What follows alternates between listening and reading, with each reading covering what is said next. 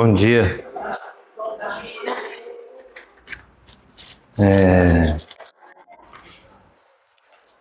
A mensagem que a gente tem trabalhado esse ano com a igreja é Igreja uma família que cura.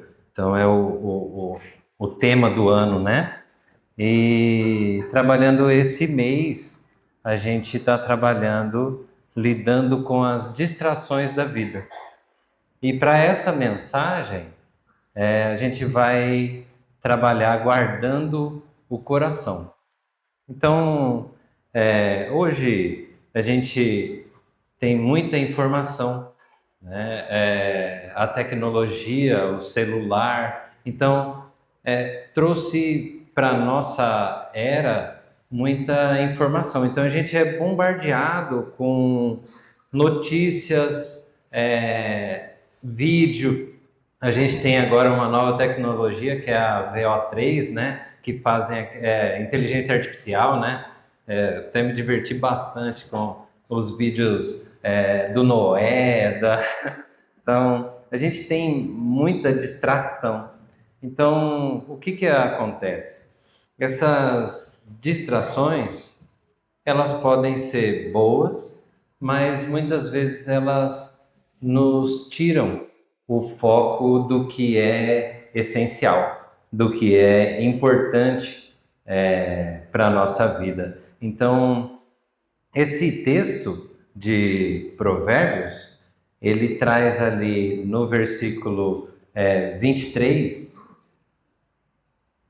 fala assim: sobretudo, o que se deve guardar, guarde o seu coração, porque dele procedem as fontes da vida.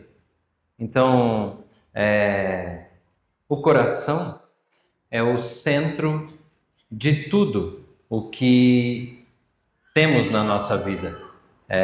O coração é a fonte da vida plena. Obrigado. Da outra vez eu vim fazer a ceia e eu tinha esquecido o copinho, ele trouxe o copinho. Obrigado mesmo. Você já mora no meu coração faz um tempo. E então, Provérbios, ele aponta que o coração é a fonte da vida. A fonte da vida, e assim, a gente vai entender um pouco que na Bíblia, quando a Bíblia aponta coração, ela não fala só do órgão, né, que bombeia o sangue. Na verdade, ela traz o centro de comando, ela traz os pensamentos, é a essência mais profunda que nós temos. Quando a Bíblia aponta coração, ela aponta o centro da vida, o que de mais importante o ser humano tem. Então, isso é o coração, é a fonte da vida. E Deus quer o seu coração limpo para fazer a sua vontade. Então, quando a gente pensa que o coração é o centro, então a gente pode fazer algumas analogias. Uma analogia importante é com a nascente. Vamos colocar a nascente de um rio. Se a nascente do rio é poluída, então todo o rio não serve. Todo o rio é poluído. E se a gente tem lá na nascente cuidado, todo o rio é bom. A gente tem aqui no estado um lugar de turismo, né, que é o Formoso, fica em Bonito. Aquele rio é maravilhoso, ele é lindo. Vem gente do mundo inteiro ver, porque e lá existem leis para proteger aquela nascente, porque é importante. Então, proteger a nascente é importante. Então, o coração é o cérebro, é a fonte de comando de escolhas e decisões da nossa vida. Então, se a gente parar para pensar, se eu tiver uma mancha no meu centro de comando, eu vou ter uma mancha se replicando durante toda a minha história, toda a minha vida. Às vezes tem, e a gente vê isso, eu não sou psicólogo, né? Mas assim, a gente vê na psicologia quando tem um trauma, quando criança, enfim, quando a gente tem um trauma, às vezes a gente fica replicando aquilo durante anos. Fica direto. E assim, vou colocar um exemplo que é meio simplório, mas eu acho que encaixa. Vamos supor que eu tenha medo de escuro. Então as minhas decisões começam a ter base nesse medo de escuro. Então eu durmo de luz acesa. Quando tem uma rua muito escura, eu passo por outro caminho. Então as minhas decisões, elas têm base no que eu tenho no coração, lá nesse medo que está registrado no coração. Então a gente tem as distrações de hoje, elas atacam esse centro de comando. Como que elas atacam? Primeiro, poluição emocional. Então, poluição emocional, elas trazem medo, insegurança, comparação, desfoco da fé. Então, eu perco a minha fé. Muitas vezes, até recentemente saiu um filme, chama Herege, se eu não me engano. E aí ele questiona lá a essência da fé, a realidade disso. Então, esse questionamento, e às vezes a gente está se alimentando disso com as distrações, mas isso tira o foco da nossa fé. Pode mexer com o que a gente tem de mais importante, que é a crença no Senhor. Então, e divisão interna. A divisão interna causa turbulência e tira a paz. Então, a gente tem ali a poluição, desfoco da fé e a divisão interna, como essa distração ela ataca, né? Então, a gente vai primeiro falar sobre quem são esses inimigos distraidores, né? Hoje em dia, a gente tem não é inimigo, ele é um aliado, a tecnologia é uma aliada, mas as distrações elas têm ali na palma da mão, é o digital, né? Então a gente tem o celular, as redes sociais, os jogos. Falando com minha irmã uma vez, agora recente, a gente conversando e ela falou: Nossa, como é fácil a gente ficar às vezes no Reels, né? Aquele vai passando, aí você está lá, daqui a pouco passou uma hora, você nem viu. Então, as redes sociais e o telefone, às vezes, eles roubam o nosso tempo e nos distraem, é bom, mas às vezes eles nos distraem do que é essencial, do que é mais importante na vida.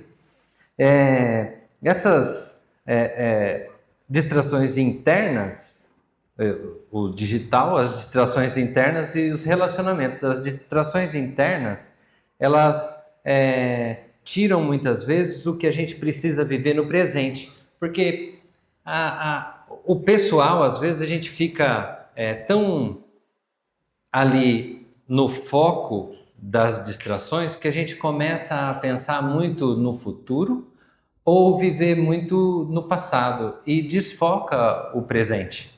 Então eu fico sonhando com como eu posso chegar lá, como eu vou viajar para um lugar, enfim, e eu desfoco o presente.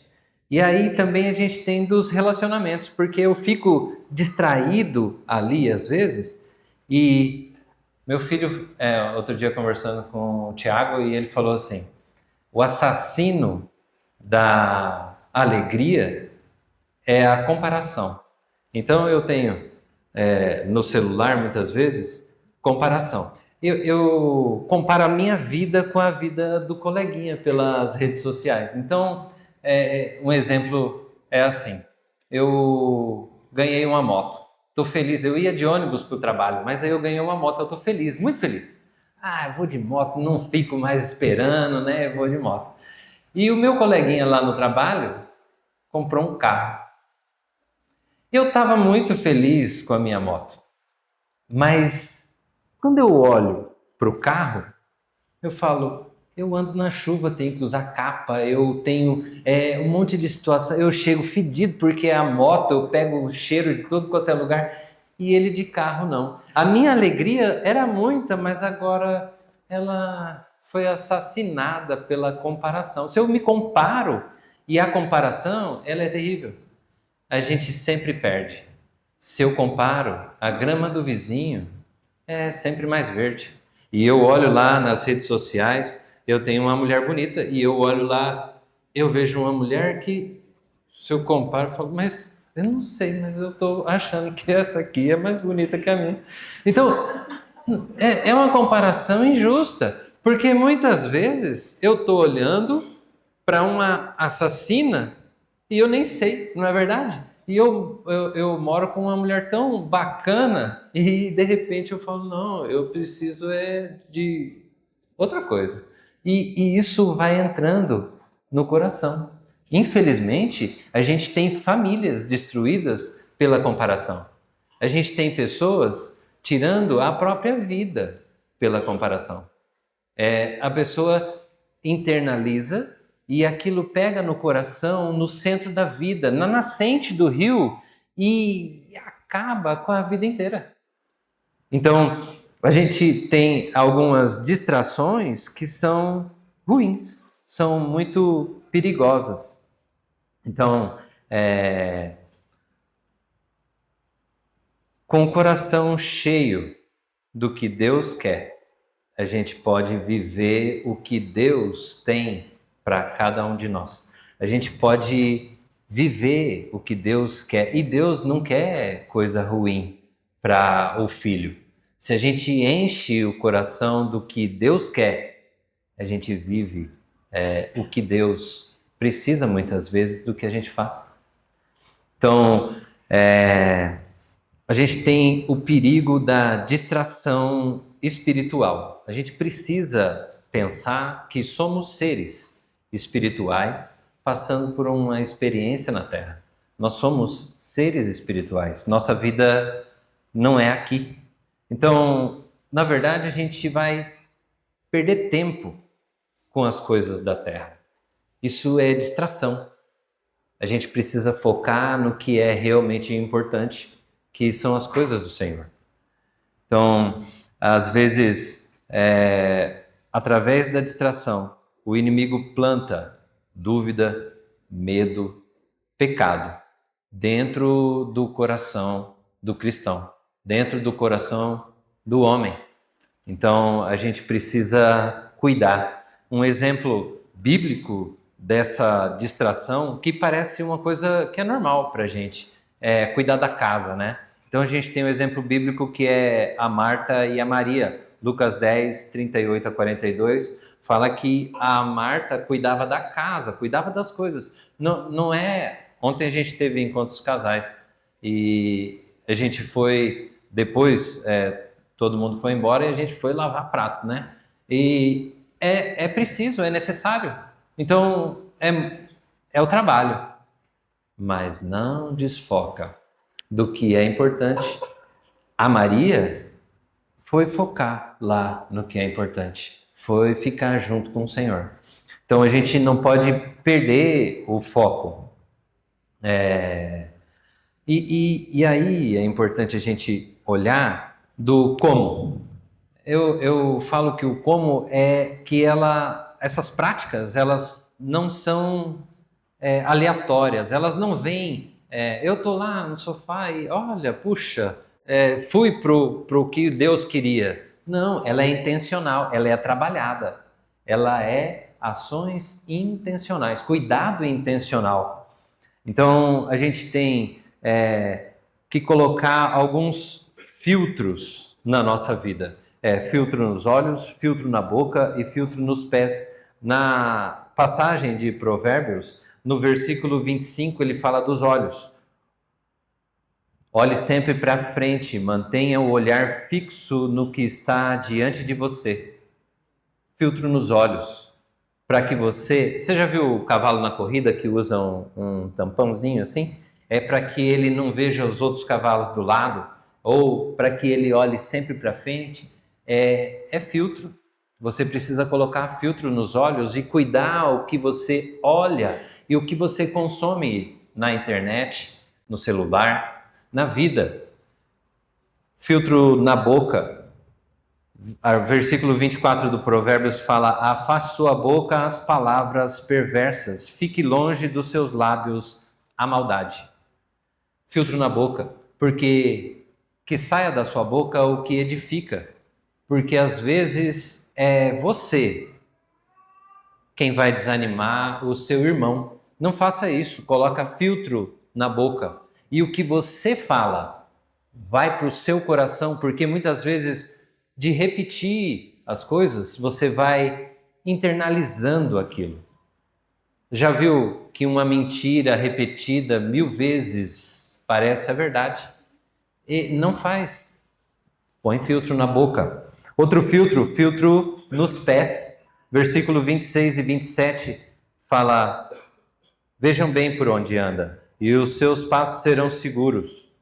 Não se desvie nem para a direita, nem para a esquerda. Afaste os seus pés da maldade. Cuida com quem você anda. Cuida por onde você anda. Os filtros vão te proteger, porque com quem você anda é quem você é. Eu ando com ladrões.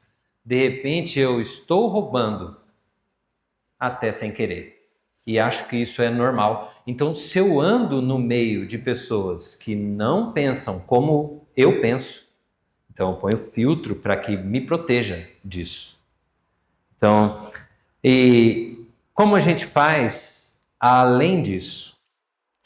A gente alimenta o coração, alimenta o centro da vida com a verdade. Primeiro, com a palavra do Senhor. Então, a palavra é a arma que alimenta a alma. A palavra do Senhor é a alma que te fortalece para que você combata a cada dia. Não só o mal externo, mas o mal que vive em mim ou que quer brotar em mim. A palavra vai me ajudar a crescer, a fortalecer o meu coração. Fale sobre o que Deus colocou no seu coração, sempre.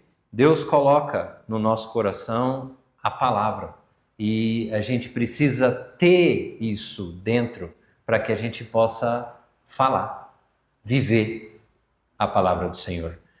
Adoração, a gente teve bastante cânticos, né? Adoração. Adoração eleva o espírito,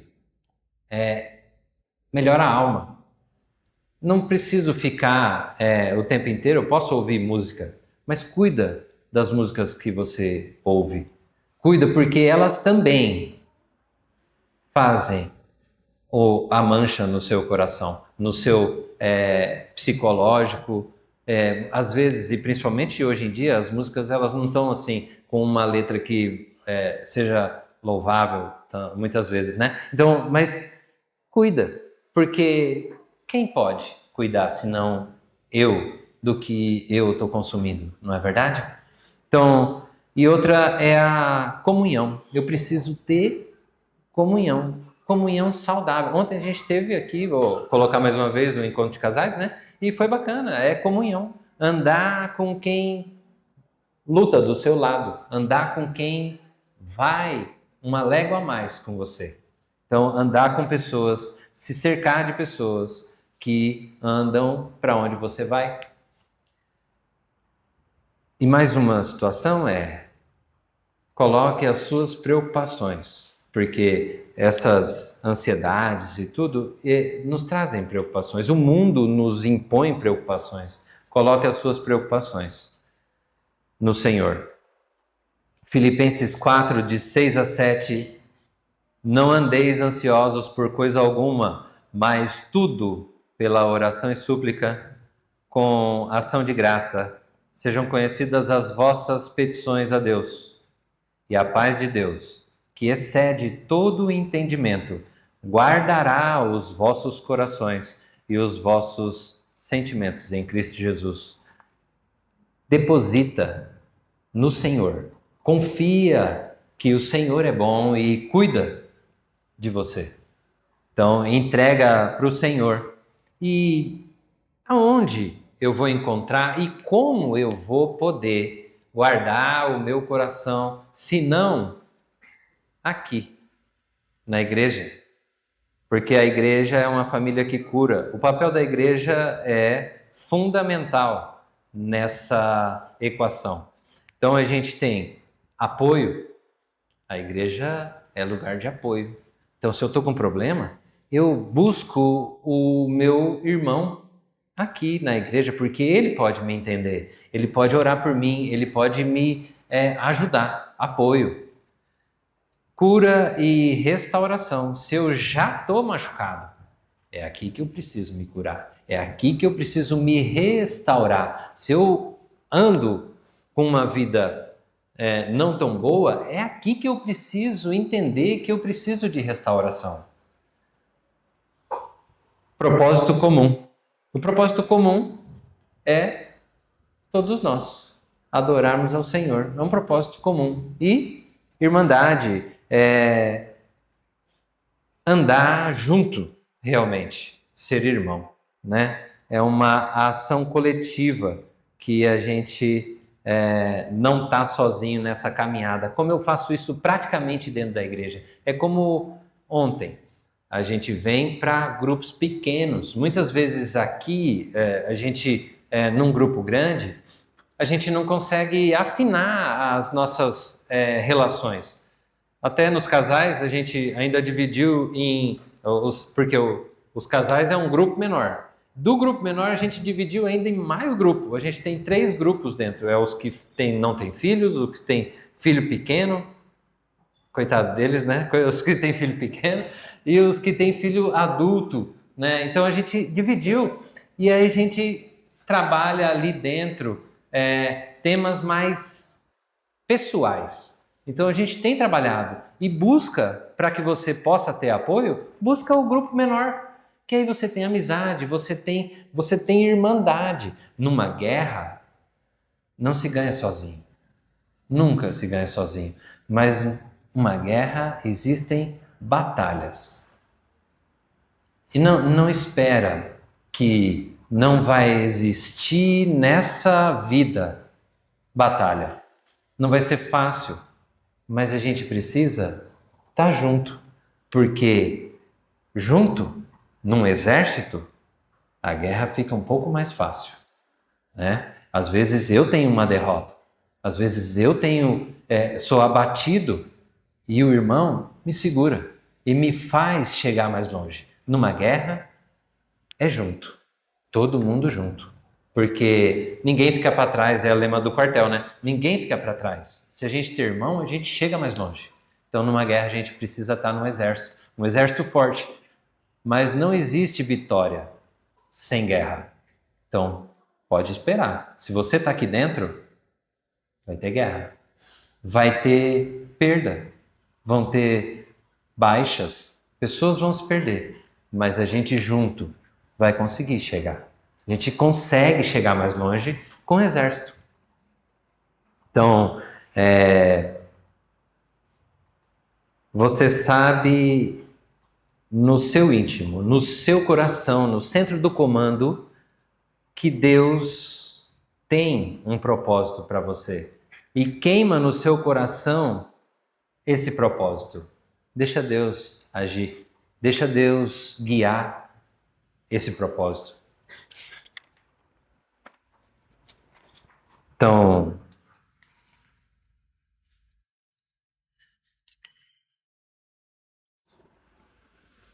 guardar o coração é importante.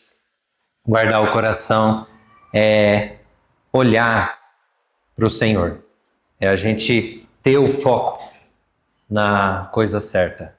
Então, vou fazer uma analogia com um desafio, que é o nosso coração, o centro da nossa vida é como um jardim.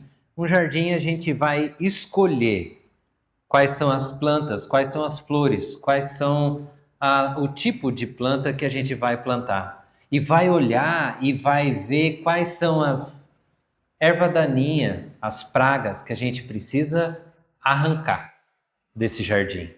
Então, Nosso coração é um jardim. E o desafio para essa semana, o desafio para nós desliga o celular, passa um momento com família, tira um momento no seu dia para orar ao Senhor, para dedicar ao Senhor, para que isso brote cada vez mais no coração. E ser intencional nos relacionamentos dentro da igreja, buscar os grupos pequenos e se fortalecer o irmão. Às vezes eu não preciso de força, mas às vezes eu sou a força que o irmão precisa. Então seja intencional nos relacionamentos dentro da igreja. E Deus quer o seu coração, Deus quer o nosso coração. Hoje você pode ter vivido longe de Deus. O João pode ter vivido longe de Deus até hoje. Mas o passado ficou para trás. O passado ficou para trás. E de agora em diante, entrega o seu coração para Deus. Vamos orar. Senhor Deus, nos ajude a guardar o nosso coração e nos livre das distrações. Nos ajude a viver uma vida plena no Senhor e viver como família na igreja. Uma igreja que cura, uma igreja que se edifica, uma igreja que cresce na palavra e no poder do Senhor. Oramos e pedimos, Pai, que o Senhor nos abençoe e nos proteja. Em nome do seu Filho Jesus. Amém.